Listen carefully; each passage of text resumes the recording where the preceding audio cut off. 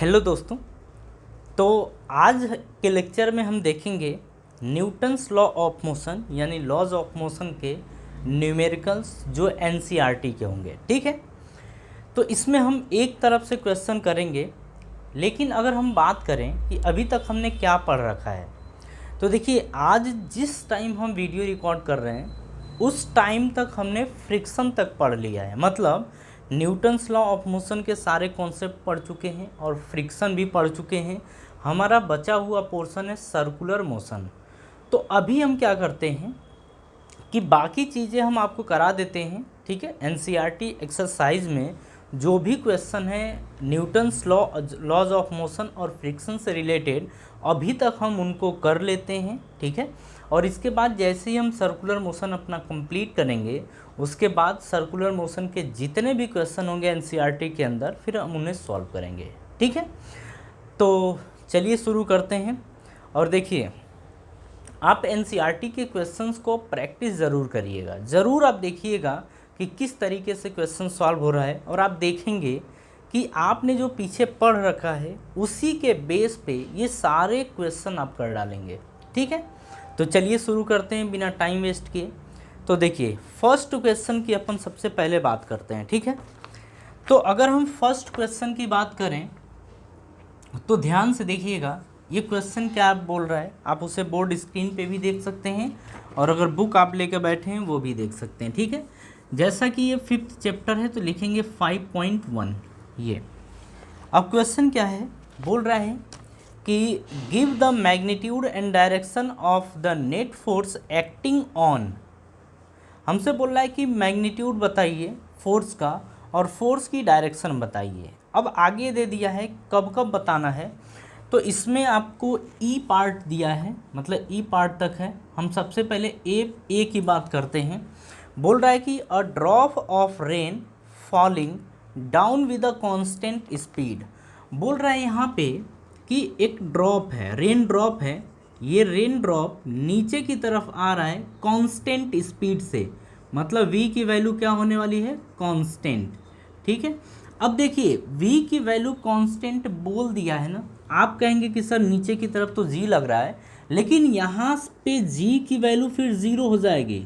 g की value क्यों zero हो गई, क्योंकि बोल रहा है कि जो रेन पार्टिकल है वो कांस्टेंट स्पीड से नीचे या कांस्टेंट वेलोसिटी से नीचे की तरफ आ रहा है, इसलिए। ठीक है, तो जब ऐसी बात हो गई है तो अब आप क्या बोलेंगे, F net is equals to M A ये बोलेंगे। ए की वैल्यू आप जी रखिए, ए के प्लेस पे क्या पुट करेंगे, जी, यानी कि आप बोलेंगे जी की वैल्यू क्या है, ज़ीरो। अगर v कांस्टेंट है तो आप a की वैल्यू भी तो ज़ीरो बोलेंगे। हाँ, बात तो दोनों वही है। तो आप a के प्लेस पे क्या पुट करेंगे, ज़ीरो। मास चाहे कुछ भी हो, लेकिन जब एक्सेलरेशन ज़ीरो आ गया तो नेट फोर्स कितना हो जाएगा, 0 न्यूटन के बराबर। तो ये हमारा आंसर है। मतलब उस रेन ड्रॉप के ऊपर कोई फोर्स लगने वाला नहीं है किसी भी डायरेक्शन में। क्यों, क्योंकि वो रेन ड्रॉप कांस्टेंट स्पीड या कांस्टेंट वेलोसिटी से नीचे क्या कर रहा है, आ रहा है। ठीक है, ये हो गया। अब देखिए अब हम इसमें बी की बात करते हैं। बी देखिए क्वेश्चन क्या दिया गया है, बोल रहा है कि अ cork of mass 10 gram floating on water. बोल रहा है कि जैसे एक कोई कॉर्क है, ये कॉर्क बॉटल है। ठीक है, ऐसे इस तरीके से समझिए, ये है, ये एक मतलब पानी के ऊपर ऐसे फ्लो कर रहा है, पानी के ऊपर क्या कर रहा है, फ्लो कर रहा है। ठीक है, मतलब उसके ऊपर तैर रहा है। तो इसके ऊपर लगने वाला नेट फोर्स बताइए कितना होगा। तो देखिए हम बात यहाँ पे करेंगे कि ये जो बॉटल है, ये जो बॉटल है ये या तो नीचे मतलब ये न नीचे आ रहा है और ना ही ऊपर आ रहा है, ना नीचे ये बॉटल आ रही है ना ही ऊपर आ रही है। ठीक है, ऐसा क्यों हो रहा है, क्योंकि देखिए अगर हम बात करें इसका मास अगर सपोज कर लीजिए m है तो नीचे की तरफ ग्रेविटेशनल फोर्स लगेगा mg। क्या लगेगा, mg। अब हम ऊपर की बात करते हैं तो ऊपर कौन सा फोर्स लगेगा, तो देखिए पानी किसी भी ऑब्जेक्ट के ऊपर अगर आप उसको पानी के ऊपर तैरा रहे हैं तो उसके ऊपर एक ऊपर की तरफ बॉयंसी फोर्स लगता है। तो हम बोलेंगे कि ऊपर की तरफ लग रहा है आपका बॉयंट फोर्स। क्या लग रहा है, बॉयंट फोर्स लग रहा है। ठीक है, ये एक फोर्स लग रहा है। तो हम यहाँ पे बोलेंगे कि ऊपर लगने वाला और नीचे लगने वाला फोर्स दोनों आपस में क्या हो गए, बराबर हो गए। यानी कि ग्रेविटेशनल फोर्स और बॉयंट फोर्स दोनों आपस में बराबर हो गए। तो फिर यहाँ पे नेट फोर्स की वैल्यू क्या आ जाएगी, 0 आ जाएगी। यही हमारा आंसर हो गया। ठीक है, आप समझ गए बात ना, कि अगर कोई भी चीज़ पानी के ऊपर तैर रही है तो इसका मतलब क्या है कि ऊपर जो बॉयंट फोर्स लग रहा है और नीचे जो ग्रेविटेशनल फोर्स लग रहा है तो वो आपस में बराबर होंगे, तभी वो फ्लोट करेगी। ठीक है, चलिए अब सी की बात करते हैं। तो देखिए, अगर हम सी की बात करें तो सी में देखिए क्या बोल रहा है कि a kite sky fully held stationary in the sky. बोल रहा है कि एक पतंग है, वो पतंग क्या है ना कि वो आसमान में ऐसे रुकी पड़ी है, आसमान में ऐसे रुकी पड़ी है। आप सपोज़ कर लीजिए कुछ इस तरीके का ये पतंग है, ठीक है, ये इस तरीके का पतंग है और ये हवा में ना एक जगह रुकी पड़ी है, एक लेवल पे। तो जब लेवल पे रुकी पड़ी है तो इसके ऊपर नेट फोर्स कितना होगा वो हमसे पूछ रहा है। ठीक है, अब देखिए, अगर ये रुकी पड़ी है तो हम यहाँ पे क्या बोलने वाले हैं, हम यहाँ पे ये बोलने वाले हैं कि अगर ये किसी भी तरीके से ना ऊपर जा रही है ना नीचे जा रही है, इसका मतलब इसके ऊपर कोई भी फोर्स नहीं लग रहा है, यानी नेट फोर्स की वैल्यू क्या है, 0 है। नेट फोर्स की वैल्यू क्या है, 0 है। तो 0 होने का ये कैसे पता चला, तो आप बोलेंगे कि ये हम पता कर सकते थे फर्स्ट लॉज ऑफ मोशन के थ्रू भी, फर्स्ट लॉज ऑफ मोशन के थ्रू भी ये हम पता कर सकते थे कि इसके ऊपर लगने वाला नेट फोर्स कितना होगा, 0 है। क्योंकि फर्स्ट लॉ ऑफ मोशन के हिसाब से क्या होता है कि अगर कोई बॉडी रेस्ट पे है तो रेस्ट पे ही रहना चाहेगी जब तक उसके ऊपर कोई एक्सटर्नल फोर्स अप्लाई ना किया जाए। ठीक है, तो आप बोलेंगे काइट के ऊपर क्या लग रहा है, नेट फोर्स 0 है। काइट के ऊपर नेट फोर्स क्या है, 0। बात समझ में आ गई। चलिए अब डी की अपन बात करेंगे। डी अपने को क्या दे रखा है उसको ज़रा देखिए। बोल रहा है कि a car moving with a constant velocity of 30 kilometre per hour on a rough road. बोल रहा है यहाँ पे कि एक रफ रोड है, ठीक है, ये इसके ऊपर एक कार है और कार की डिज़ाइन देखिए एकदम मज़ेदार कार है। ये एक डब्बा, अरे ये कौन सी कार हो गई भैया, अरे चलो यार यही एक कार है, ठीक है। और ये जो कार है ये एक रफ रोड के ऊपर है, रफ रोड के ऊपर है, यानी कि ये फ्रिक्शनल सरफेस है, ठीक है, फ्रिक्शनल सरफेस है। लेकिन इस पे ये मूव कर रही है कांस्टेंट वेलोसिटी से। कैसी स्पीड कैसी है, कांस्टेंट है। अब आपको पता है कि अगर एक्सेलरेशन हुआ ही नहीं, अगर एक्सेलरेशन हुआ ही नहीं, इसका मतलब कि इसके ऊपर लगने वाला नेट फोर्स क्या होगा, 0 होगा। नेट फोर्स क्या होगा, 0 होगा, ठीक है। मतलब आप ऐसे समझिए कि ये एक्सेलरेट, ये जो रफ सरफेस होने के कारण इसके ऊपर फ्रिक्शन फोर्स लग रहा होगा, लेकिन ये आगे वाला जो फोर्स है ना, आगे वाला जो फोर्स लग रहा है वो दोनों आपस में बैलेंस हो गए होंगे, दोनों आपस में बैलेंस हो गए होंगे और ये जितने स्पीड से चल रही होगी ये उतनी ही स्पीड यानी कांस्टेंट वेलोसिटी से चलती रहेगी, ठीक है। तो फिर यहाँ पे हम क्या बोलने वाले हैं कि नेट फोर्स 0 होगा, क्योंकि ये बोल रहा है कि ये जो गाड़ी है वो कांस्टेंट स्पीड से चल रही है, मतलब एक्सेलरेशन क्या होगा, 0। ये भी ठीक है। चलिए नेक्स्ट है ई को ज़रा समझिए, ये भी कुछ नहीं है, हमसे ये बोल रहा है कि a high speed electron in space for from all material object and free of electric and magnetic field. मतलब ये बोल रहा है कि एक जो हाई स्पीड का इलेक्ट्रॉन है, एक का ये इलेक्ट्रॉन है, ये हाई स्पीड से मूव कर रहा है, हाई स्पीड से क्या कर रहा है, मूव कर रहा है स्पेस में, लेकिन ये अकेले है, इसके आसपास कोई भी मटेरियल नहीं है, ना ही तो प्रोटॉन है, ना ही तो न्यूट्रॉन है, ना ही तो इलेक्ट्रिक फील्ड है, ना ही तो मैग्नेटिक फील्ड है। तो इस टाइम हम क्या बोलेंगे कि जिस स्पीड से ये मूव कर रहा होगा उसी स्पीड से मूव करता रहेगा, ठीक है। मतलब जब आसपास कुछ है ही नहीं तो फोर्स काहे का।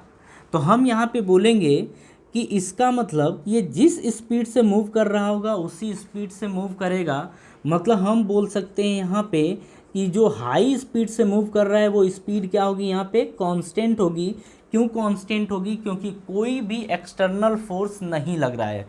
मतलब आसपास इस इलेक्ट्रॉन के ना तो कोई मटेरियल है, ना तो कोई इलेक्ट्रॉन, ना तो कोई मैग्नेटिक फील्ड, ना तो कोई इलेक्ट्रिक फील्ड, कुछ भी नहीं है। तो स्पीड कैसी है? कांस्टेंट। और जब कांस्टेंट स्पीड होती है तो हम यहाँ पे क्या बोलते हैं कि फोर्स क्या है? फोर्स यानी कि एफ नेट क्या होगा? एफ नेट होगा आपका 0 के बराबर। ठीक है, उम्मीद है कि आपको फर्स्ट क्वेश्चन का एक्सप्लेनेशन समझ में आया होगा। ठीक है, अगर आपको ये समझ में आ गया तो अब हम नेक्स्ट क्वेश्चन यानी कि सेकेंड क्वेश्चन की तरफ मूव करेंगे।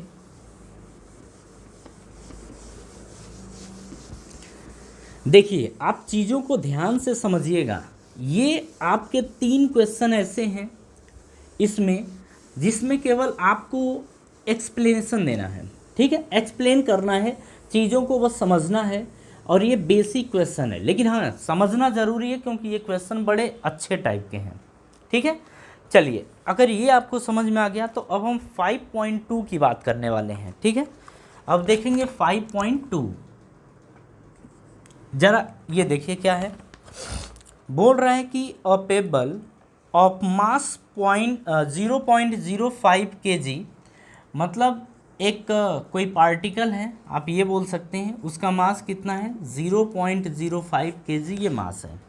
इज थ्रोन वर्टिकली अपवर्ड, ऊपर की तरफ फेंका जा रहा है। ठीक है, अब पहले क्वेश्चन हम देख लेते हैं। ऊपर की तरफ क्या किया जा रहा है? ऊपर की तरफ फेंका ही जा रहा है। हमसे बोला है कि give the direction and the magnitude of the net force on the pedal, on the payable. ठीक है, आगे फर्स्ट क्या बोल रहा है? अच्छा, हमसे पूछ क्या रहा है? हमसे पूछ रहा है कि जो नेट फोर्स इसके ऊपर लगेगा, जो नेट फोर्स लगेगा वो नेट फोर्स कितना होगा और इस फोर्स की डायरेक्शन क्या होगी, और इस फोर्स की डायरेक्शन क्या होगी, ये हमारा क्वेश्चन है। ठीक है, अब बात करते हैं इसमें फर्स्ट की। बोल रहा है ये कि ड्यूरिंग इट्स अपवर्ड मोशन, मतलब जब ये पार्टिकल ऊपर की तरफ जा रहा है, जब ये पार्टिकल ऊपर की तरफ जा रहा है उस टाइम इसके ऊपर कितना फोर्स लग रहा है। अब ध्यान से समझिएगा चीज़ों को। ठीक है, हमसे ये तो बोला नहीं है कि ऊपर की तरफ हम किसी एक्सेलरेशन से फेंक रहे हैं, तो एक्सेलरेशन का ऊपर की तरफ तो कोई मतलब ही नहीं है। लेकिन हाँ, हमें पता है कि एक समय के बाद ये ज़रूर रुक जाएगा। एक समय आएगा कि कोई पार्टिकल ऊपर की तरफ जा रहा है और जाते जाते जाते जाते रुक जाएगा, और रुकने के बाद फिर क्या होगा? वापस गिरने लगेगा। तो इसका मतलब कि अगर इसका मास कुछ देर के लिए मान लें m है, तो नीचे की तरफ ज़रूर एक फोर्स लगेगा जिसको बोलते हैं अपन ग्रेविटेशनल फोर्स, और इसकी वैल्यू होगी मास इंटू जी के बराबर। मास आपका दिया है 0.05 और जी की वैल्यू अपन ले लेंगे 10। ठीक है, तो यहाँ पे जो फोर्स लगेगा वो कितना लगेगा? तो ये लगेगा 0.5 न्यूटन के बराबर, 0.5 न्यूटन के बराबर। ठीक है, ये लगेगा। आप ऐसे बोल सकते हैं कि जो एक्सेलरेशन लगेगा वो अपोजिट डायरेक्शन में, तो आप यहाँ पे -10 लिख सकते हैं बिल्कुल, क्योंकि पार्टिकल ऊपर जा रहा है और जी किधर लग रहा है? नीचे। तो आप यहाँ पे बोल सकते हैं कि -0.05 न्यूटन। बात समझ में आ रही है? तो एक तो पहला पता चल गया। फर्स्ट क्या पता चला कि इस पेबल के ऊपर जो फोर्स लग रहा है वो ग्रेविटेशनल फोर्स लग रहा है, और कितना होगा? 0.5 न्यूटन। ठीक है, और इसकी डायरेक्शन किधर होगी? डायरेक्शन आप बोलेंगे डाउनवर्ड। कैसा? Downward direction. ठीक है, चलिए अब बी की अपन बात करते हैं। बी हमसे बोल रहा है कि ड्यूरिंग इट्स डाउनवर्ड मोशन, बोल रहा है कि जब ये अब नीचे की तरफ आ रहा है, तो जब ये पेबल की बात कर रहे हैं, ये अगर नीचे की तरफ आ रहा है तो किसके कारण आ रहा है? तो हम बोलेंगे ग्रेविटेशनल फोर्स के कारण। इसकी वैल्यू क्या होगी? mg। m की वैल्यू तो आप देख ही रहे हैं कि 0.05 है, g की वैल्यू 10, तो ये आ जाएगा 0.5 न्यूटन के बराबर। ठीक है, अगर इसकी डायरेक्शन की बात करें तो नीचे आ रहा है और ग्रेविटेशनल फोर्स भी किधर लग रहा है? नीचे की तरफ। तो हम ये बोलेंगे कि फोर्स किधर लग रहा है, डाउनवर्ड डायरेक्शन में। किधर, डाउनवर्ड डायरेक्शन में। बात समझ में आ रही है। चलिए अब आगे हमसे बोल रहा है, हमसे ये बोल रहा है सी में बोल रहा है कि at the highest point where it is momentarily at rest. ठीक है, अब बोल रहा है कि do your answer change if the pebble was thrown at an angle 45 degree with the horizontal direction. तो बोल रहा है कि क्या आंसर चेंज हो जाएगा अगर हम इसी को किसी एंगल पर फेंकें, मतलब 45 डिग्री के एंगल पर फेंकें। तो हम देखें पहले इसको, तो सी देखिए, मान लीजिए कि ये आपका पार्टिकल था और इस पार्टिकल को 45 डिग्री पे फेंका गया। तो आप एक बात तो ध्यान हमेशा रखिएगा, ठीक है, कि अगर हम इसको फेंकेंगे तो यहाँ से अगर मान लीजिए कि ये V से गया था, तो एक तो ये जाएगा आपका V हॉरिजॉन्टल और ये आपका होता है V वर्टिकल, मतलब ये वर्टिकल डायरेक्शन में और ये हॉरिजॉन्टल डायरेक्शन में। ठीक है, और आप एक बात हमेशा ध्यान रखिएगा कि ये जो होता है ये कांस्टेंट होता है। ये हर जगह आप किसी भी टॉप पॉइंट की भी बात करेंगे तो टॉप पॉइंट पे ये क्या होगा, कांस्टेंट होगा। ये हॉरिजॉन्टल ये क्या होगा, कांस्टेंट होगा। ये बात आपको पता है, हमने प्रोजेक्टाइल मोशन में ये देख रखा है। ठीक है, अब बात करते हैं वर्टिकल की। तो इस वाले प्लेस पे जो वर्टिकल है यानी कि वी ये ज़ीरो हो जाएगा। टॉप मोस्ट पॉइंट पे वी की वैल्यू क्या हो जाती है, ज़ीरो। लेकिन हाँ एक चीज़ तो है कि ये तो कांस्टेंट है, लेकिन इसके ऊपर लगातार ग्रेविटेशनल फोर्स लगता रहता है। किधर की तरफ, नीचे की तरफ, हर एक पॉइंट पर, हर एक पॉइंट पर। यहाँ की बात करें तो यहाँ ऐसे है और एक ये वर्टिकल है वी आप इसको 1 मान सकते हैं, VH1 मान सकते हैं। ये तो हर एक पॉइंट पर कांस्टेंट होगा, लेकिन ये डिक्रीज करता जाएगा। और डिक्रीज किसके कारण करेगा, क्योंकि इसके ऊपर एक ग्रेविटेशनल फोर्स लग रहा है नीचे की तरफ। बात समझ में आ रही है। तो इसको ज़रा हटाते हैं तो आप देखेंगे कि हर एक पॉइंट पर एक ग्रेविटेशनल फोर्स लगता है। किधर की तरफ, नीचे की तरफ। किधर की तरफ, नीचे की तरफ। मास कितना दे रखा है, m, तो ये लगेगा mg। तो इस बार भी आप कहेंगे कि ग्रेविटेशनल फोर्स लग रहा है नीचे की तरफ और ये लगेगा Fg और ये होगा आपका m इंटू जी, और m इंटू जी की वैल्यू आप देख रहे हैं 0.5 न्यूटन के बराबर, और ये फोर्स किधर लगेगा, डाउनवर्ड डायरेक्शन में। तो ये बात आपको ध्यान रखना होगा।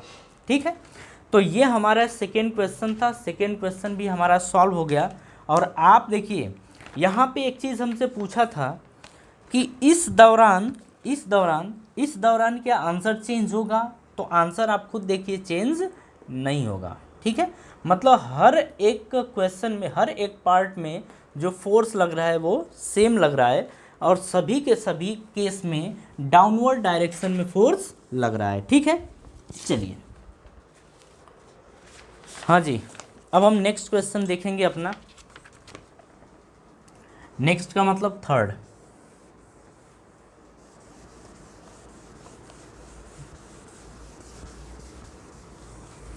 थर्ड क्वेश्चन आप अच्छे से समझिएगा, ठीक है, क्योंकि थर्ड क्वेश्चन एक बेहतर क्वेश्चन है, आपको समझना पड़ेगा। चलिए अब हम बात करते हैं 5.3 की।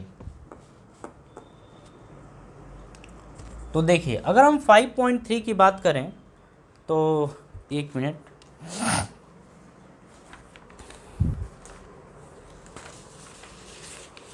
सॉरी, हाँ जी 5.3 देखिए क्या बोल रहा है। बोल रहा है कि give the magnitude and direction of the net force acting on a stone of mass 0.1 kg।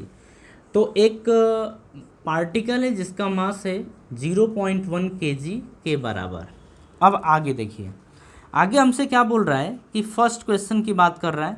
पहले क्या बोला था कि मैग्नीट्यूड और डायरेक्शन बताना है नेट फोर्स का।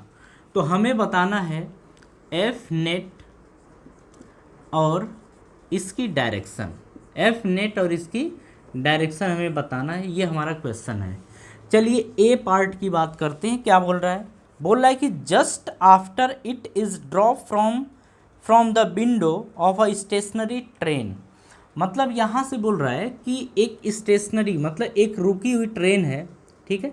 इस ट्रेन के ऊपर एक खिड़की से, यहाँ पे एक खिड़की था और इस खिड़की से, नहीं ट्रेन में ही खिड़की है, ट्रेन में ही खिड़की है और उसी खिड़की से क्या किया जा रहा है कि सपोज़ कर लीजिए ये है और इससे एक पार्टिकल को ऐसे ड्रॉप किया जा रहा है, ठीक है। जब ड्रॉप करेंगे आप तो ये स्टेशनरी है, स्टेशनरी से आप फेंक नहीं रहे, आप इसको ड्रॉप कर रहे हैं। तो हमसे ये बोल रहा है कि बताइए कि उसके ऊपर नेट फोर्स कितना होगा। आप खुद सोच के बताइए कि अगर हम किसी चीज़ को ऐसे ड्रॉप करते हैं, ऐसे जब ड्रॉप करते हैं मतलब मान लीजिए इसी चीज़ को अगर हम ऐसे ऐसे ड्रॉप करें तो इसका मतलब ये नीचे जा रहा है और नीचे किस कारण जाता है, ग्रेविटेशनल फोर्स के कारण। किसके कारण, ग्रेविटेशनल फोर्स के कारण। तो इसके ऊपर नीचे की तरफ तुरंत लगेगा, क्या लगेगा, Fg। और Fg का मतलब यहाँ पे 0 mg, Fg equals to m into G. अगर m की बात करें तो m की वैल्यू 0.1 है, g की वैल्यू आप 10 ले लीजिए तो ये आएगा 1 न्यूटन के बराबर। मतलब यहाँ पर जो फोर्स लगेगा उस पार्टिकल के ऊपर वो Fg यानी 1 न्यूटन लगेगा और किधर की तरफ लगेगा, डाउनवर्ड डायरेक्शन में। किधर लगेगा, डाउनवर्ड डायरेक्शन में, ठीक है, मतलब नीचे की तरफ लगेगा। ये बात समझ में आ गई। तो ये फर्स्ट था। अब हम बी की बात करते हैं यहीं पे। अब समझिए बी क्या बोल रहा है अपने को, just after it is drop from the window of a train running at a constant velocity of 36 kilometre per hour. अब यही ट्रेन जो है सपोज कर लीजिए कि चल रही है इधर की तरफ 36 किलोमीटर पर आवर से, ठीक है। लेकिन क्या है ना कि ये कांस्टेंट है, ये स्पीड या वेलोसिटी कैसी है, कांस्टेंट है। और कांस्टेंट स्पीड या कांस्टेंट वेलोसिटी का मतलब कि यहाँ पे लीनियर एक्सेलरेशन तो है ही नहीं, लीनियर एक्सेलरेशन है ही नहीं, तो लीनियरली तो इसके ऊपर कोई फोर्स लगेगा नहीं। तो अगर हम किसी को ऐसे ड्रॉप करेंगे तो उस टाइम भी वो नीचे की तरफ ही जाएगा और उसके ऊपर केवल और केवल एक फोर्स लगेगा, जिस फोर्स का नाम होगा ग्रेविटेशनल फोर्स, और वो लगेगा नीचे की तरफ, ठीक है। तो ये आएगा mg के बराबर और ये होगा Fg। m की वैल्यू कितनी है, 0.1 और g की वैल्यू कितनी है, 10, यानी कि ये आएगा 1 न्यूटन के बराबर। तो यहाँ पे ग्रेविटेशनल फोर्स जो आएगा वो 1 न्यूटन के बराबर आएगा, ठीक है। हाँ जी, देखिए यहाँ पे बात हो रही है जस्ट आफ्टर की, मतलब हम यहाँ पे बोल रहे हैं कि जैसे ही ट्रेन एक्सेलरेट करना जैसे ही शुरू की, केवल उस टाइम की बात हो रही है, ठीक है। अब यहाँ पे ध्यान से समझिए, अगर ट्रेन जस्ट एक्सेलरेट कर रही है और जस्ट की बात हो रही है तो वो एक अलग केस होता है, ठीक है। लेकिन अब बात हो रही है कि जस्ट के बाद, जस्ट आफ्टर यानी जस्ट के बाद यानी कुछ समय बाद की बात हो रही है। तो अगर कुछ समय बाद की बात हो रही है और उस पार्टिकल को कुछ समय बाद अगर ऐसे छोड़ा जाए तो उस टाइम का केस अलग होता है और जस्ट एक्सेलरेटिंग कंडीशन का केस अलग होता है, ठीक है। ये दोनों बातें अलग अलग हैं। तो अगर जस्ट आफ्टर की बात करता है, यहाँ पे क्या बोल रहा है, यहाँ पे बोल रहा है कि just after it is dropped, मतलब हम कुछ समय बाद की बात नहीं कर रहे हैं, मतलब हम जैसे ही एक्सेलरेशन हुआ और तुरंत छोड़ दिए, जैसे ही एक्सेलरेशन हुआ तुरंत। अब तुरंत की बात हो रही है तो तुरंत वाले केस में यानी कि जस्ट इस वाले केस में क्या होगा, इसकी अहमियत नहीं रहेगी, अभी अभी रहेगी, मतलब इस टाइम केवल और केवल ग्रेविटेशनल फोर्स की बात होगी, ठीक है। लेकिन अगर कुछ समय बाद की बात होती तो इसकी बात होती, लेकिन जस्ट की बात होगी तो उस पार्टिकल के ऊपर केवल और केवल ग्रेविटेशनल फोर्स लगेगा। तो ज़रा ना इस क्वेश्चन के ऊपर आप ज़रूर ध्यान दीजिएगा, इसको स्टार बना लीजिएगा। ये जस्ट आफ्टर की बात कर रहा है, कुछ समय बाद की बात नहीं कर रहा है, ठीक है। तो जस्ट आफ्टर में केवल और केवल ग्रेविटेशनल फोर्स लगेगा और अगर इसकी बात करें तो m की वैल्यू कितनी दे रखी है, तो m की वैल्यू है 0.1, तो ये 0.1 आएगा। g की वैल्यू कितनी है 10, यानी कि इसके ऊपर कितना लगेगा 1 न्यूटन का फोर्स लगेगा। मतलब जैसे ही ट्रेन एक्सेलरेट करना शुरू की, एकदम जैसे ही एक्सेलरेशन शुरू हुआ उस टाइम भी उस पार्टिकल के ऊपर कितना फोर्स लगेगा, 1 न्यूटन लगेगा, वो भी किस डायरेक्शन में, डाउनवर्ड डायरेक्शन में। ठीक है, ध्यान से आप समझिएगा। चलिए सॉरी, डी की बात कर लेते हैं यहाँ पे कि डी क्या बोल रहा है। डी बोल रहा है कि lying on the floor of a train, ठीक है, which is accelerating with 1 metre per second का square, the stone being at rest relatively to the man relatively to the train. अब ये बोल रहा है कि जैसे हम उसी चीज़ को अब ड्रॉप कर रहे हैं, ठीक है, उसी चीज़ को अब क्या कर रहे हैं, ड्रॉप कर रहे हैं, लेकिन अब ट्रेन क्या है, ट्रेन एक्सेलरेट करना शुरू कर दी है। जब ट्रेन एक्सेलरेट करना अगर शुरू कर देती है तो उस टाइम इस पार्टिकल के ऊपर ग्रेविटेशनल फोर्स की अहमियत ख़त्म हो जाती है और किसकी अहमियत शुरू हो जाती है, फिर ये शुरू हो जाती है लीनियर एक्सेलरेशन की। और ये बोलेंगे कि ये 1 मीटर पर सेकेंड के स्क्वायर से एक्सेलरेट करना मतलब ट्रेन जब शुरू कर दिया है, कुछ समय बाद की बात है, तो यानी कि जब हम पार्टिकल को ऐसे छोड़ेंगे तो वो पार्टिकल भी ट्रेन के एक्सेलरेशन के साथ ही चलेगा। मतलब अगर हम बात कर रहे हैं, ये सारी चीज़ें अगर आप देखें तो हम पहले ही इस चीज़ को डिस्कशन कर चुके हैं कि देखिए क्या होता है कि ट्रेन जिस एक्सेलरेशन से चलेगी और आप पार्टिकल लिए पड़े हाथ में, या जिस वेलोसिटी से ट्रेन जाएगी उसी वेलोसिटी से आपका ये पार्टिकल साथ में जाता है। जिस एक्सेलरेशन से कुछ समय बाद की बात है आपकी ट्रेन एक्सेलरेट कर रही होगी, अगर आप इसको छोड़ेंगे, इस मतलब कि इस पार्टिकल को छोड़ेंगे, तो ये भी उतना ही एक्सेलरेशन से आगे की तरफ एक्सेलरेट करेगी। तो इस पार्टिकल के ऊपर जब अब फोर्स लगेगा वो एफ लीनियर आप बोलेंगे। कैसा फोर्स लगेगा, लीनियर फोर्स लगेगा। ये तुरंत की बात हो रही है, तुरंत की, कुछ समय बाद की बात नहीं हो रही है कि तुरंत की बात पूछ रहा है कि अगर ट्रेन एक्सेलरेट कर चुकी है और आप उसको ऐसे ड्रॉप कर रहे हैं तो बताइए उसके ऊपर कितना फोर्स लगेगा। तो तुरंत नीचे नहीं गिरता है, वो कुछ देर तक आगे ट्रेन के साथ जाता है। ठीक है, तो ये आ जाएगा मास कितना है 0.1, यानी कि इसको आप लिखेंगे तो ma लिखेंगे। ठीक है, अब यहाँ पे मास है 0.1, एक्सेलरेशन कितना है 1, तो ये आ जाएगा 0.1 न्यूटन के बराबर। मतलब उस टाइम की बात कर रहा है, तो उस पार्टिकल के ऊपर कितना फोर्स लगेगा, 0.1 न्यूटन के बराबर लगेगा। ठीक है, जरा इसे एक बार देखिए।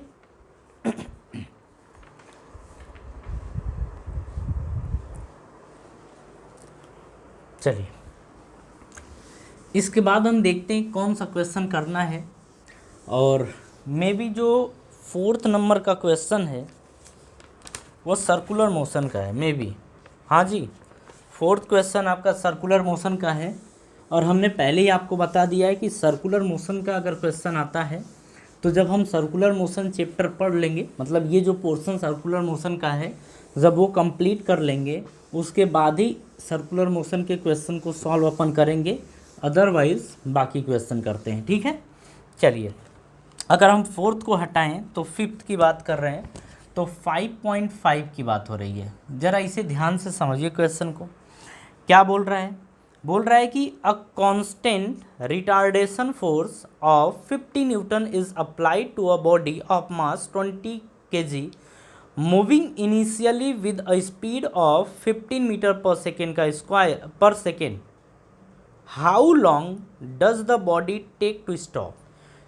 बोल रहा है कितने समय के बाद वो बॉडी रुक जाएगी। जरा क्वेश्चन को ध्यान से समझिए।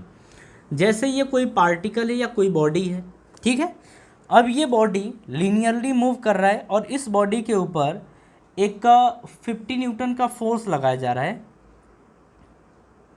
वो रिटार्डिंग फोर्स है। कैसा है, रिटार्डिंग फोर्स है। मतलब ये मूव इधर कर रहा है, मतलब अगर वेलोसिटी की बात करें तो ये इस पार्टिकल या इस बॉडी की वेलोसिटी इस डायरेक्शन में है, लेकिन लगातार इसके ऊपर पीछे की तरफ एक फोर्स लग रहा है। क्या लग रहा है? फोर्स। वो भी कितना लग रहा है? 50 न्यूटन के बराबर, इतना लग रहा है। ठीक है। अब यहाँ पे बोल रहा है ये कि 20 kg का, हाँ मतलब ये जो बॉडी है इसका मास दे रखा है 20 kg। जरा ध्यान से चीज़ों को समझिएगा। आगे हमसे बोल रहा है कि ये जो बॉडी है वो इनिशियली मूव कर रहा है 15 मीटर पर सेकेंड से, 15 मीटर पर सेकेंड से, यानी कि u की वैल्यू आपकी क्या दे रखी है? 15 मीटर पर सेकेंड इनिशियली बोल रहा है। ये बोल रहा है कि कितने समय बाद ये रुक जाएगी। तो रुकने का मतलब क्या है? फाइनल वेलोसिटी 0, और यहाँ पे हमें क्या बताना है? टाइम बताना है। तो देखो टाइम पूछा है, लेकिन हम ये भी कैलकुलेट कर लें कि कितनी दूर जाके रुकेगा, कर ले। ठीक है, कोई दिक्कत नहीं है। चलिए समझते हैं। अब ये बताइए कि अगर हम टाइम वगैरह कैलकुलेट करना चाहें तो अपने को गिवन क्या क्या है। तो अगर गिवन की बात करें तो अपने को देखिए, एक तो u दिया है, दूसरा आपका मास दिया है, तीसरा आपका फोर्स दिया है। देखिए अब हमें चाहिए v भी दिया है, v की वैल्यू क्या है? 0। अब हमें चाहिए एक्सेलरेशन, क्योंकि देखिए अगर इक्वेशन ऑफ मोशन लगाना है तो ये दिया है। एक्सेलरेशन मिल जाए तो काम ही हो जाए, क्योंकि एक्सेलरेशन मिल जाए तो टाइम निकाल सकते हैं और ये भी निकाल सकते हैं। ठीक है, तो अब देखिए हम जाएंगे एक्सेलरेशन की तरफ। तो F इज इक्वल्स टू क्या होगा? ma। और ध्यान से देखिए, हमें यहाँ कुछ नहीं करना है। एक बॉडी था जो 15 मीटर पर सेकेंड से आगे जा रहा था, उसके ऊपर अपोजिट डायरेक्शन में एक 50 न्यूटन का फोर्स लग रहा था। ठीक है, एक 50 न्यूटन का फोर्स अपोजिट डायरेक्शन में लग रहा था। ठीक, तो हमसे ये बोल रहा है कि कितने समय बाद ये जाके रुक जाएगा, मतलब ये जो बॉडी है ये रुक जाएगी। तो हम लिखेंगे F इक्वल्स टू ma। और अगर फोर्स पीछे लगे और ऑब्जेक्ट आगे मूव करे तो ये एक्सिलरेशन नहीं, इसी का नाम होता है रिटार्डेशन। इसी का नाम क्या होता है? रिटार्डेशन होता है। तो इसकी वैल्यू कैसी आएगी? निगेटिव। इसकी वैल्यू कैसी आनी चाहिए? निगेटिव। तो हम लिखेंगे कि A is equals to F by M। तो यहाँ पे जो फोर्स होगा वो अपोजिट डायरेक्शन में, इसीलिए माइनस लेंगे। अरे मूव तो इधर कर रहा है, फोर्स एक वेक्टर क्वांटिटी है तो पीछे है, तो इसको क्या ले लेंगे? माइनस में। तो -50 अपॉन मास कितना दे रखा है? 20। तो ये आ गया 0 से 0 आ गया -5/2 मीटर पर सेकेंड का स्क्वायर। तो हमें एक्सेलरेशन तो मिल गया। एक्सेलरेशन कितना मिल गया? -5.5/2 मीटर पर सेकेंड का स्क्वायर। ठीक है, अब देखिए हमें क्या क्या मिल गया? u मिला, a मिला, v मिला। ठीक है, ये मिल गया है। अब हमें क्या कैलकुलेट करना है? टाइम।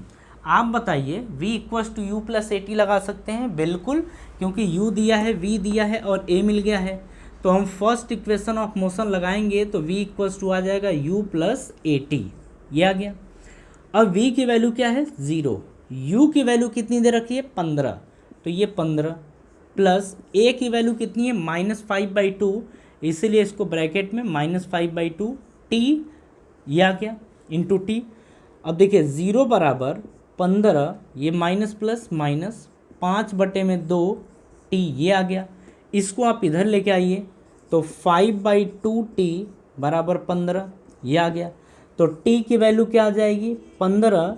अब ये मल्टीप्लाई हो जाएगा गुणे 2/5, तो 5 × 15, तो t की वैल्यू कितनी आ गई? 6 सेकेंड। यानी कि जो ये बॉडी है ये 6 सेकेंड के बाद रेस्ट में आ जाएगी। 6 सेकेंड बाद किस में आ जाएगी? रेस्ट में आ जाएगी। सब कुछ ठीक है, बात समझ में आ गई।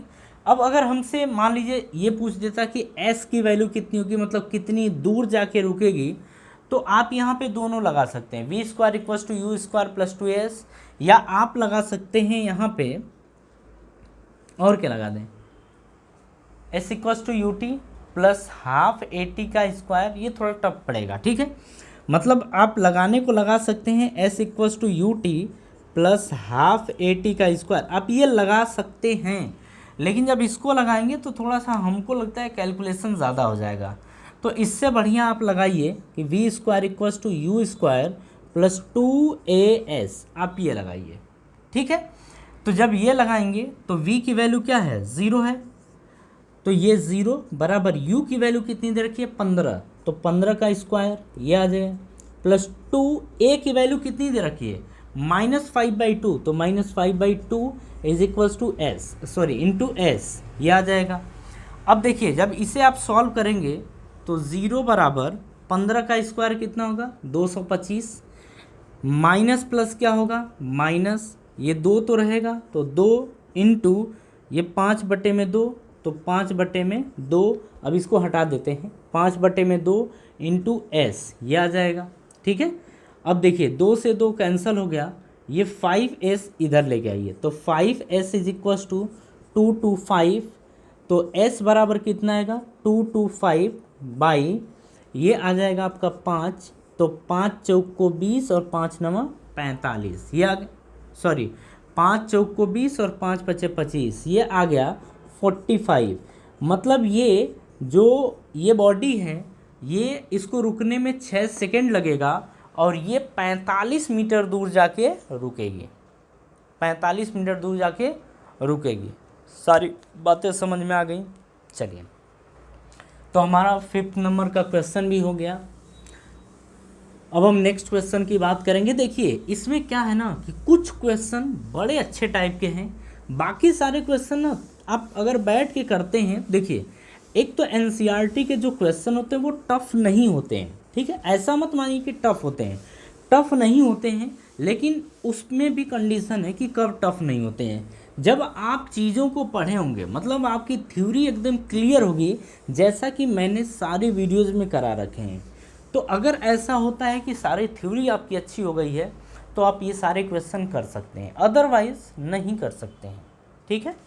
चलिए अब हम बात करेंगे इसके बाद 5.6 की, 5.6 इसकी बात करने जा रहे हैं। क्वेश्चन क्या दे रखा है, बोल रहा है यहाँ पे कि a constant force acting on a body of mass 3 kg changes its speed from 2 meter per second to 3.5 meter per second in 25 second, ठीक है। आगे बोला कि the direction of the motion of the body remain unchanged, direction उस body का change नहीं होता है, जिस डायरेक्शन में बॉडी मूव कर रही होती है उसी डायरेक्शन में मूव करेगी। आगे what is the magnitude and the direction of the force, ये हमसे क्वेश्चन पूछ रहा है, ठीक है, कि जो इसके ऊपर फोर्स अप्लाई होगा उस फोर्स की डायरेक्शन बताइए और उसका मैग्नीट्यूड बताइए। ज़रा क्वेश्चन आप समझिएगा।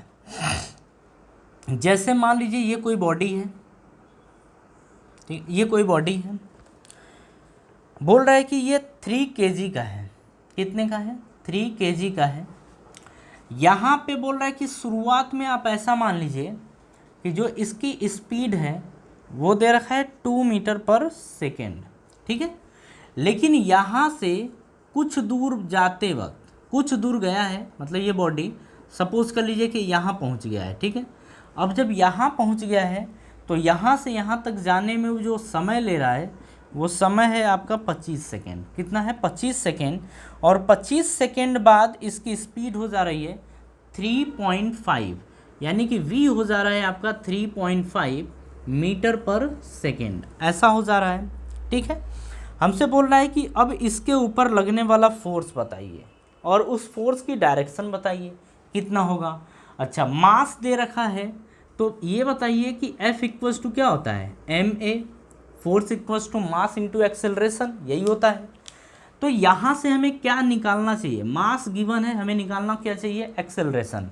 एक्सेलरेशन आप कैसे कैलकुलेट करेंगे, तो देखिए ऐसे भी कर सकते हैं कि v equals to u plus a t, ये कर सकते हैं, या एक्सेलरेशन क्या होता है, एक्सेलरेशन होता है rate of change of velocity, आप ऐसे भी कर सकते हैं या आप ऐसे भी कर सकते हैं, ठीक है। v की वैल्यू कितनी है 35, u की वैल्यू कितनी, सॉरी 3.5, u की वैल्यू कितनी है 2, a की वैल्यू क्या है वही तो निकालना है, t कितना दे रखा है 25 सेकेंड, कितना दे रखा है 25 सेकेंड, ये दे रखा है। अब देखिए आप क्या करेंगे, इसको इधर लेके आएंगे तो 3.5 में से 3.5 में से 2 घटाएंगे तो क्या बनेगा 1.5 इज इक्वल्स टू बनेगा 25A, क्या बनेगा 25A। एक मिनट हम थोड़ा क्वेश्चन मैच करा लें, हाँ बिल्कुल ठीक है 25A, तो A की वैल्यू कितनी आ जाएगी 1.5/25 ये आएगा।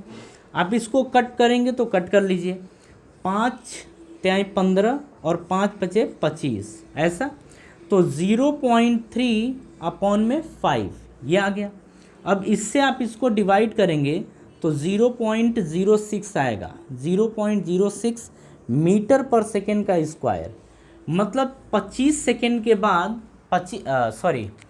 मतलब जो 2 से 3.5 मीटर पर सेकेंड इसकी स्पीड हो रही है, उस टाइम इस सिस्टम इस ब्लॉक का जो एक्सेलरेशन होगा वो 0.06 मीटर पर सेकेंड का स्क्वायर होगा। ठीक है, अब अगर फोर्स बताना है तो F इक्वल्स टू क्या होता है ma, तो F इक्वल्स टू मास की बात कर रहे हैं 3, एक्सेलरेशन की बात करें तो 0.06, तो 0.06, तो F इज इक्वल्स टू आ जाएगा, मल्टीप्लाई करेंगे तो 18, तो 0.18 न्यूटन आएगा।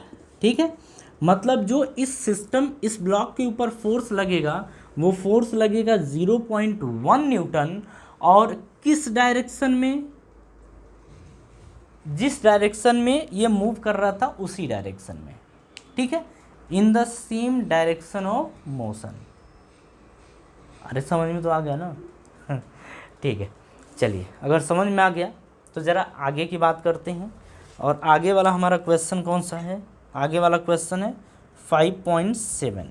हाँ जी ठीक है 5.7। देखिए जिस क्वेश्चन की हम बात करेंगे, अगर वो क्वेश्चन बेहतर हुआ तो हम आपको स्टार ज़रूर लगवा देंगे, और आप भी क्या करेंगे कि जो फर्स्ट सेकंड और थर्ड नंबर का क्वेश्चन है, उस फर्स्ट सेकंड और थर्ड नंबर के क्वेश्चन यानी 5.1, 5.2, 5.3, इन सारे क्वेश्चन के ऊपर आप स्टार ज़रूर लगा लीजिएगा। ठीक है, इन सारे क्वेश्चन के ऊपर स्टार लगा लीजिएगा और 1-2 बार इन क्वेश्चन को ज़रूर समझिएगा।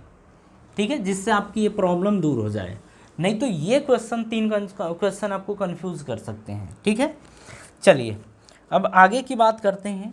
5.7 है, ये भी इजी क्वेश्चन है, आप आसानी से कर सकते हैं।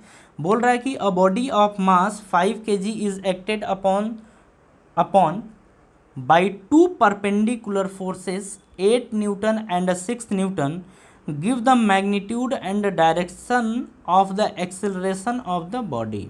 ठीक है, मतलब ये बोल रहा है कि एक्सेलरेशन और मैग्नीट्यूड का एक्सेलरेशन और मैग्नीट्यूड की डायरेक्शन बतानी है। ठीक है, देखिए क्वेश्चन ये भी अच्छा है, आप कर सकते हैं। कैसे, देखिए यहाँ पे ये बोल रहा है कि 2 फोर्स लग रहे हैं। ठीक है, 2 फोर्स लग रहे हैं और दोनों एक दूसरे के परपेंडिकुलर लग रहे हैं। कैसे लग रहे हैं, दोनों एक दूसरे के परपेंडिकुलर लग रहे हैं। आप चाहे जैसे मर्जी वैसे लीजिए, आप चाहें तो इसको 6 न्यूटन ले लीजिए और इसको 8 न्यूटन ले लीजिए, जैसा कि क्वेश्चन में दिया है। हमें तो ऐसा मेंशन किया नहीं है कि आप हॉरिजॉन्टल डायरेक्शन में 6 लीजिए कि 8 लीजिए, ऐसा तो कुछ बोला नहीं, आप कुछ भी ले सकते हैं। ठीक है, अगर अब बात करें तो अगर एक फोर्स इधर लग रहा है, एक फोर्स इधर लग रहा है, तो इनका रिजल्टेंट किधर जाएगा, इधर की तरफ, रिजल्टेंट इधर जाएगा। यानी कि जो पार्टिकल या जो ब्लॉक होगा वो इस डायरेक्शन में एक्सेलरेट करेगा, और कितने एक्सेलरेशन से एक्सेलरेट करेगा वही तो अपने को कैलकुलेट करना है।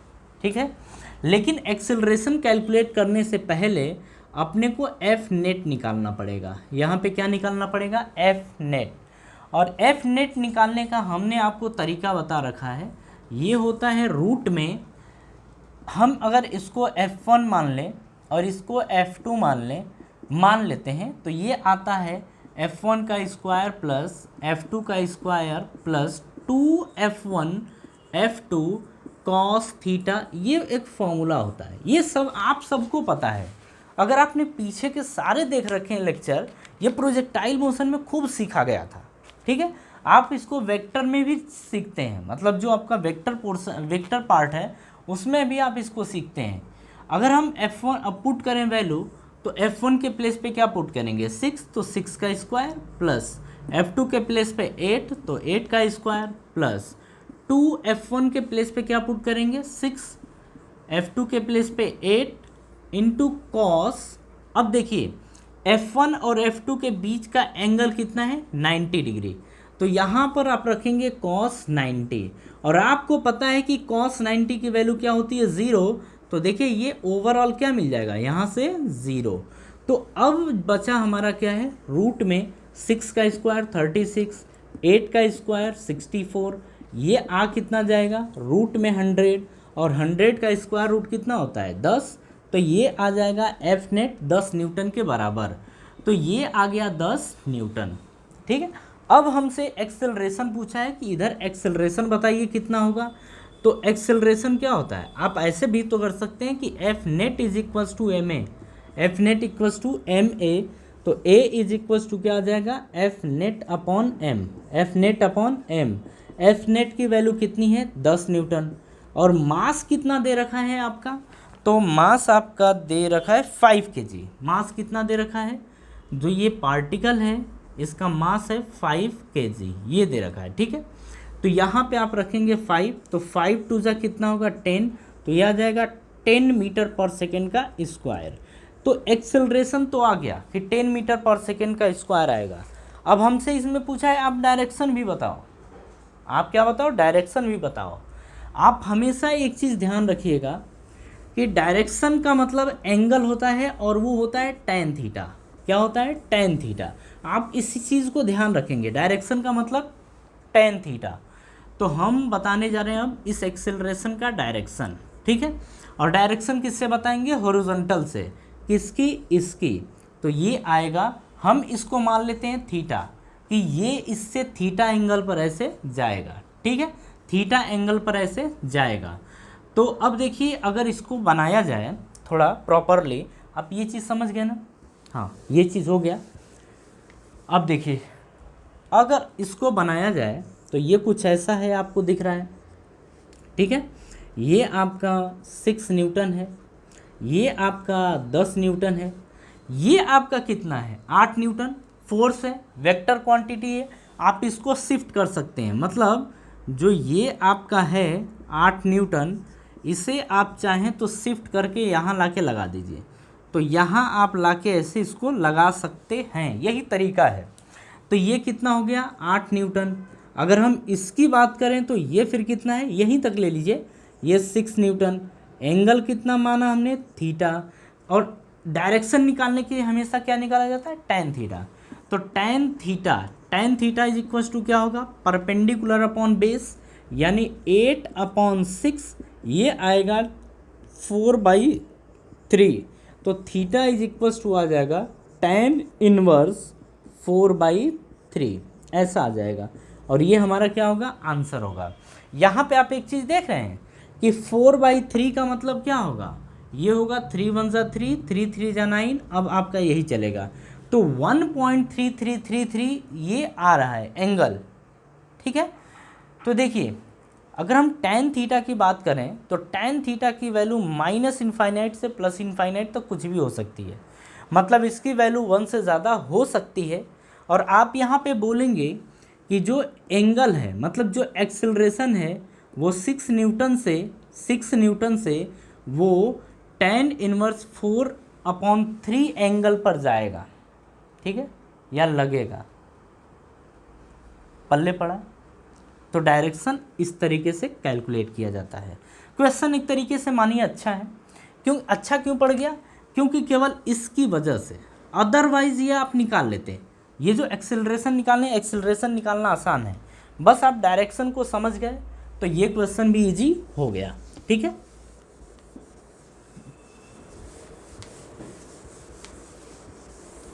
अब अपन देखते हैं कि कौन सा क्वेश्चन सॉल्व करना है।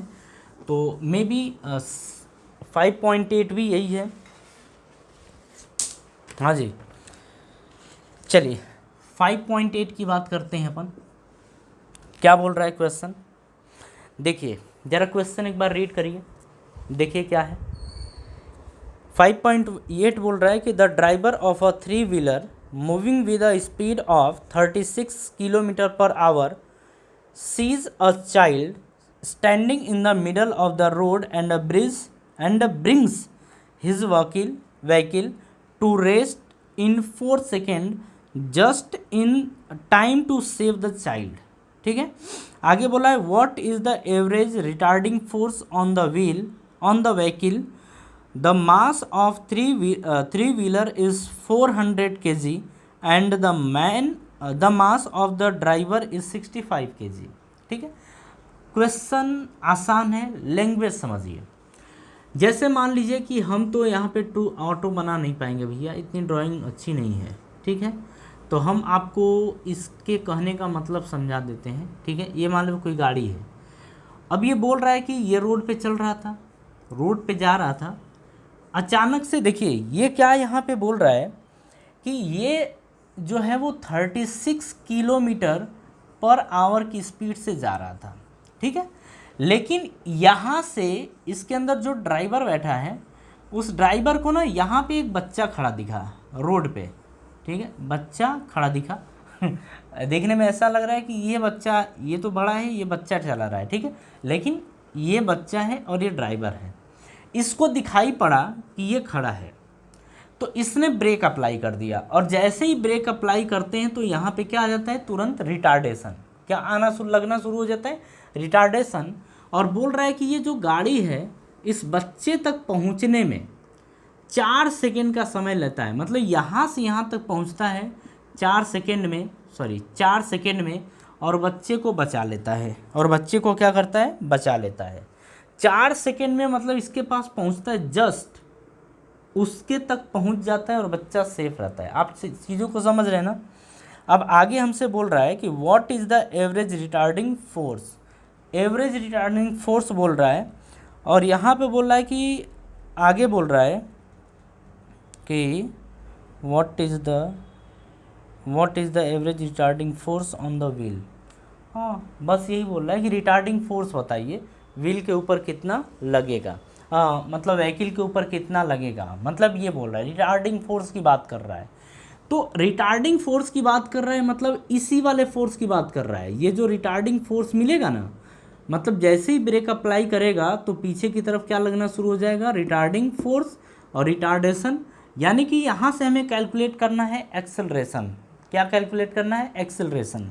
आप बातों को समझिएगा, गाड़ी यहाँ पे थी, यहाँ पे जाकर रुक गई है इसके पास तक, कितने सेकेंड में, 4 सेकेंड में। तो जब रुक गई है तो फाइनल वेलोसिटी, इसका मतलब क्या हो गया है, 0। फाइनल वेलोसिटी क्या हो गया है, 0। इनिशियल वेलोसिटी यानी कि u की वैल्यू क्या है, 36 किलोमीटर पर आवर। तो u की वैल्यू दे रखा है 36 किलोमीटर पर आवर। तो अगर हम इसको कन्वर्ट करना चाहें तो इसे 5/18 लिख सकते हैं, और ये कन्वर्ट हो जाएगा मीटर पर सेकेंड में।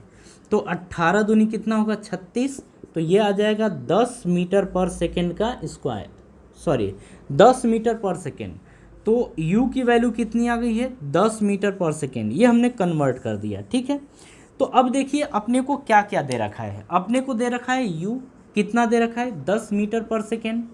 अपने को दे रखा है v कितना है, 0। अपने को दे रखा है टाइम कितना है, 4 सेकेंड। अपने को बताना क्या है, एक्सेलरेशन। एक्सेलरेशन का मतलब रिटार्डेशन जो भी है वो तो सॉल्व करने के बाद ही आ जाएगा। ठीक है, हम यूज़ करेंगे फर्स्ट इक्वेशन ऑफ मोशन, यानी v = u + at। ये v की वैल्यू क्या आ गई है, 0, तो यहाँ पे रखेंगे 0। u की वैल्यू कितनी है, 10, प्लस a की वैल्यू कितनी है वही तो बताना है, t की वैल्यू कितनी है, 4, ये आ गया। आप इसको इधर लेके आइए, तो -4a = 10, तो a बराबर कितना आ जाएगा, 10/- 4, तो ये आ जाएगा 5/2। जब इसको कट करेंगे तो 2 दूनी 4, 2 × 10, तो -5/2 ये आ गया। तो यहाँ से हमें पता चल गया कि जो रिटार्डेशन है वो है -5.2 मीटर पर सेकेंड का स्क्वायर। तो मीटर पर सेकेंड का स्क्वायर ये आ गया है। ठीक है, अब हमसे ये पूछ रहा है कि रिटार्डिंग फोर्स बताइए कितना होगा। क्या बोल रहा है, रिटार्डिंग फोर्स बताइए कितना होगा। अब समझिएगा, अगर रिटार्डिंग फोर्स की बात कर रहा है तो रिटार्डिंग फोर्स यानी F is equals to M A, अरे होता तो वही है, F is equals to mass कितना है। अब देखिए मास की बात कर रहा है तो यहाँ पे बोल रहा है कि जो ऑटो है, ऑटो यानी कि जो व्हीकल है उसका मास दे रखा है 400 kg, ठीक है, और उसके अंदर जो ड्राइवर बैठा है वो 65 kg का है। तो टोटल मास कितना है, तो टोटल मास है 465 किलोग्राम यानी 465 kg ये है। तो अब अगर निकालेंगे तो F इक्वल्स टू एम की वैल्यू 465, ए की वैल्यू कितनी है -5/2, तो -5/2 ये आ गया है। तो F इज इक्वल्स टू कितना आ जाएगा, आप मल्टीप्लाई कर सकते हैं, तो मल्टीप्लाई करिए, 5 × 5 = 25 और 5 × 6 = 30, 2 = 32 और 5 × 4 = 20, 3 = 23 बटे में 2, वो भी किस में, माइनस में, किस में, माइनस में। अब डिवाइड करिए, तो 2 × 1 = 2 ये आ गया, फिर 2 × 1 = 2, फिर 12, 2 × 6 = 12, 2 × 2 = 4 और 2 × 5 = 10। तो ये आ गया 1162.5 माइनस में न्यूटन, और यही क्या होगा, रिटार्डेशन यानी कि रिटार्डिंग फोर्स अपन बोलेंगे, ठीक है। इस ऑटो के ऊपर कितना रिटार्डिंग फोर्स लग रहा है, वो इतना रिटार्डिंग फोर्स लग रहा है, ठीक है। क्वेश्चन अच्छा है, आप इसके ऊपर भी एक बार स्टार लगा सकते हैं, एक बार जरूर करने लायक क्वेश्चन है, ठीक है। आप एक बार ज़रूर समझिएगा इसमें क्या हो रहा है क्या नहीं हो रहा है। तो सबसे पहले जब सारा डाटा गिवन होता है, रिटार्डिंग फोर्स की बात करता है, तो रिटार्डिंग एक्सिलरेशन निकालते हैं या रिटार्डेशन निकालते हैं, और जैसे रिटार्डेशन निकाल लेंगे तो मास तो दिया ही होगा, जब मास दिया होगा मल्टीप्लाई करेंगे तो आपका फोर्स आ जाएगा, ठीक है। चलिए ये आ गया। अब बात करते हैं अपन 9th नंबर के क्वेश्चन की।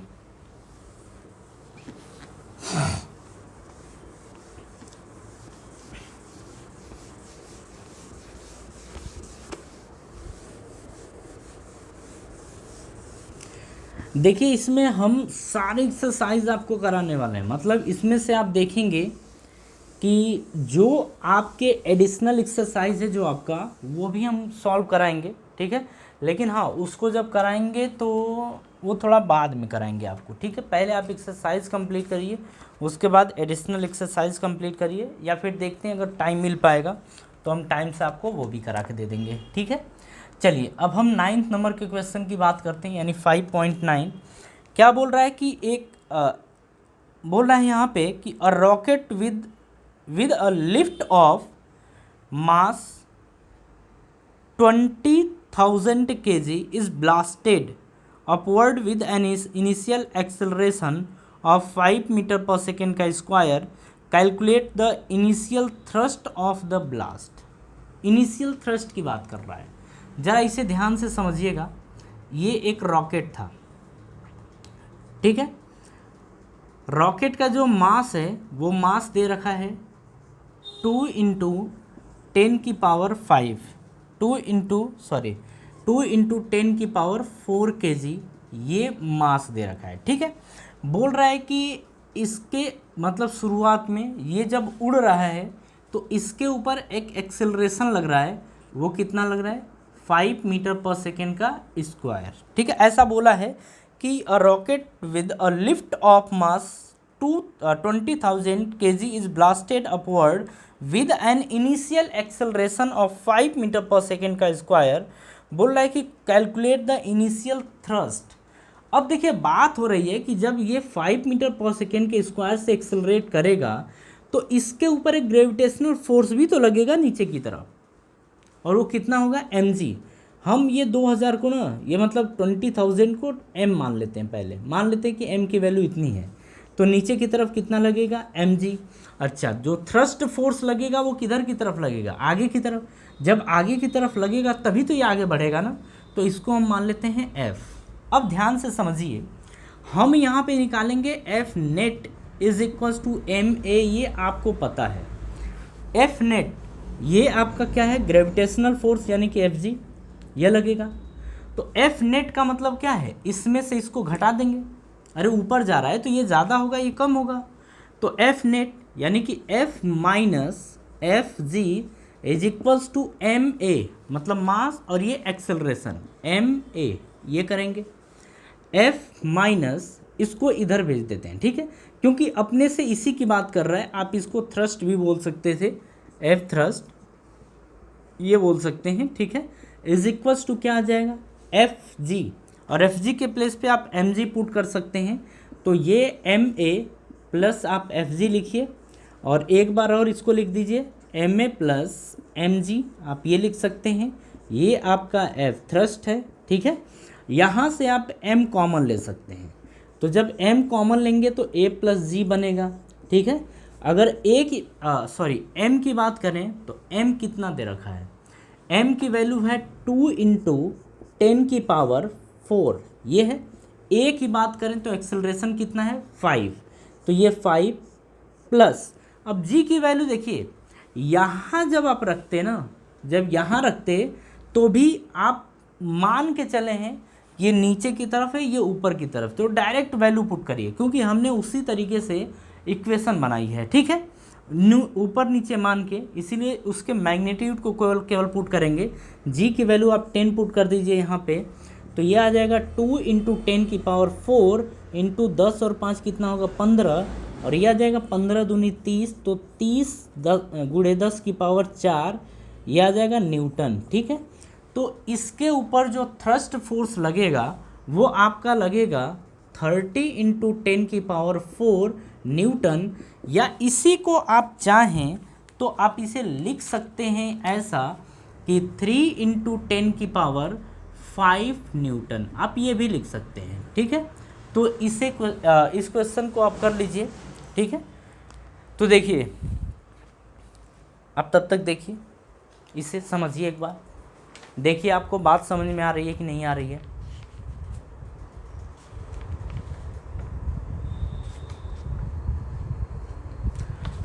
हाँ जी, तो अपन एक काम करते हैं कि टाइम बहुत ज़्यादा हो गया है, ठीक है। टाइम ज़्यादा होने के कारण हम इस क्वेश्चन को, मतलब इतना ही क्वेश्चन आज के लेक्चर में रखते हैं। नेक्स्ट में आपको इसके आगे का पोर्शन हम कराएंगे, मतलब कि 10वें नंबर से अपन शुरू करेंगे और आगे फिर सॉल्व करेंगे, ठीक है। तो चलिए आज की सभा हम यहीं समाप्त करते हैं और मिलते हैं नेक्स्ट लेक्चर में। तो थैंक यू।